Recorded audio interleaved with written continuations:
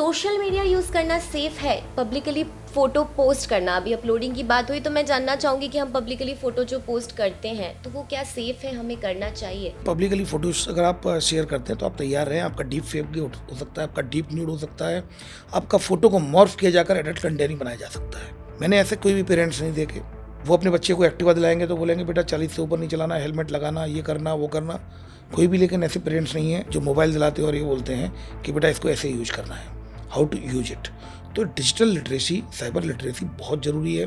क्या मैं उसके लिए एफआईआर दर्ज करा सकती हूँ कि किसी ने मेरा फेक अकाउंट बनाया? डेफिनेटली ये आइडेंटिटी थेफ्ट है, उसका वो कहीं ना कहीं वो मिसयूज करेगा, या तो फाइनेंशियल फ्रॉड में करेगा या कोई क्राइम करने के लिए करेगा।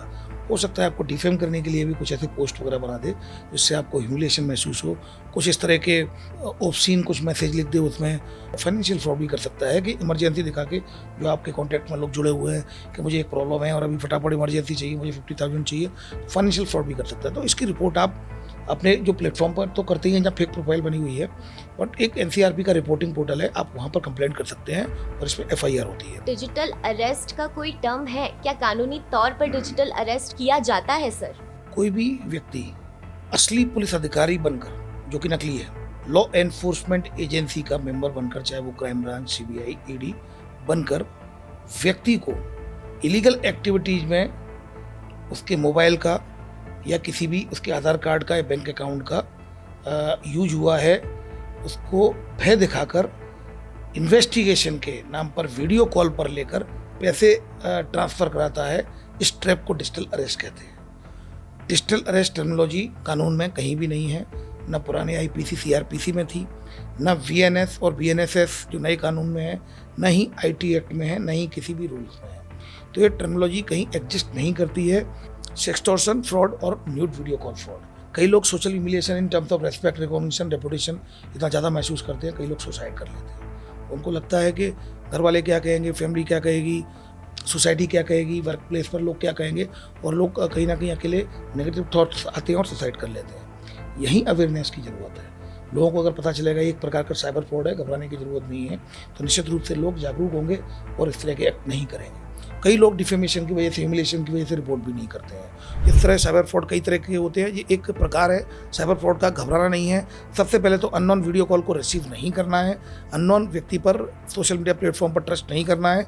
अननोन वीडियो कॉल को अगर आप रिसीव नहीं करेंगे तो ऐसी नौबत नहीं आएगी, लेकिन गलती से अगर अननोन वीडियो कॉल रिसीव हो भी जाता है, घबराने की ज़रूरत नहीं है।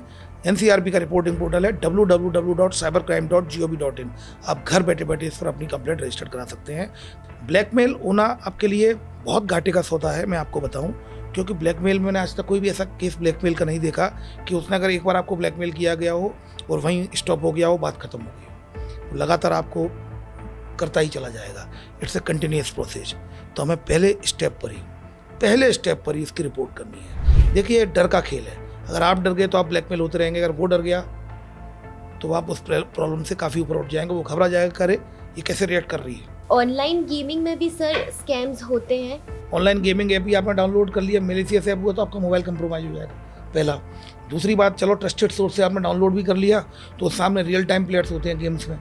ऑनलाइन गेमिंग ऐप कई ऐसे गेम्स हैं जिसमें रियल टाइम प्लेयर्स होते हैं जिनके साथ आप खेलते हो। वो हो सकता है साइबर फ्रॉडस्टर हो और वो आपको ट्रैप करने की कोशिश कर रहा है, और वो रियल टाइम प्लेयर है। वो आपसे बच्चों से पर्सनल इन्फॉर्मेशन मांगेगा, उनको ल्यूक्रेटिव ऑफर देगा, मैं तुम्हारी आईडी अपग्रेड कर दूंगा, मैं तुम्हें पॉइंट्स दूंगा, कॉइन्स दूंगा, मैं तुम्हारे गन्स को अपग्रेड कर दूंगा, तुम्हारी ड्रेस को अपग्रेड कर दूंगा, और कहीं ना कहीं इस तरह का लालच देके पर्सनल इन्फॉर्मेशन मांग सकते हैं।